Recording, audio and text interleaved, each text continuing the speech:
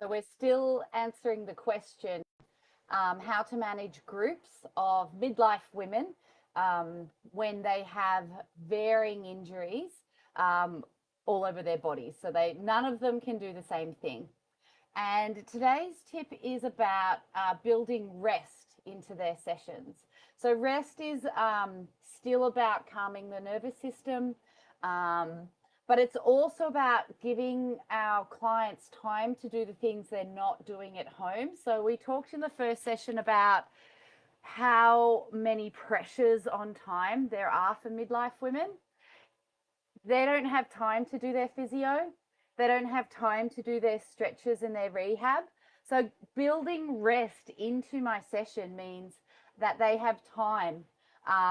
And I encourage them to do their physio especially, and their exercises, their releases, their foam rolling, stretches, mobilizers, stuff that makes them feel good. The second reason we build rest in is the downregulation of the nervous system, which I've already mentioned. I run ahead of my notes a lot of the time. But it also gives them time to socialize and talk and build relationships, and feel connected. And that is a nervous system downregulation tool. And again, like we talked in previous weeks, calming down their nervous systems, unrushing them, means that they will feel less pain. Their injury will probably always be there, but it won't hurt as much or hold them back as much, which is perfect if we want them to continue training. Building rest into the session means we allow enough time to pass so that they can recover fully and lift heavy again. And the heavy lifting can help with pain, stabilizing unstable joints, and building strong joints so they get less injured.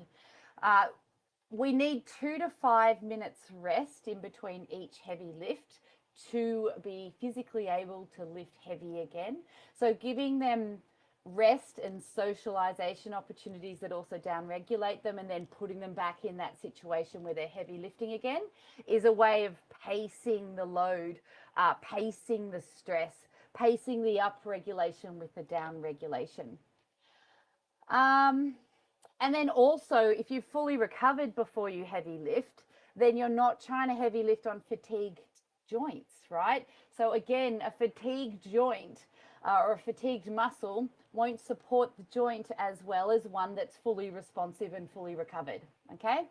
And then finally, having rest in their program means that I've got time. I've only got so many people lifting at any one time, and I can correct and modify and work through changes in the program for each individual without having 20 women at once come at me. I may only have 10 or 15 at once, which still is overwhelming sometimes, but is much more manageable than every single client.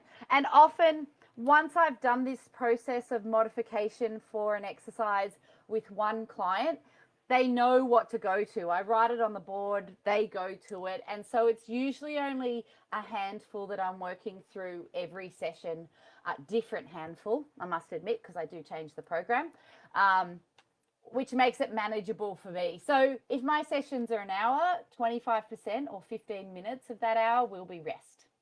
And rest is also important between sessions. They do not have to train with me every day to get a result. And in fact, I will only offer them 2 sessions a week. I'll offer 4 sessions a week in our high volume overload weeks. But the paced out weeks is just 2 a week. And the rest of the time, I just want them to walk or do stuff that brings them joy, like gardening, cooking, swimming, walking, pickleball. Right? Just the stuff that lifts them up, that doesn't drag them down, that's not a grind. We just don't need to do it with our midlife women. It's not necessary for health.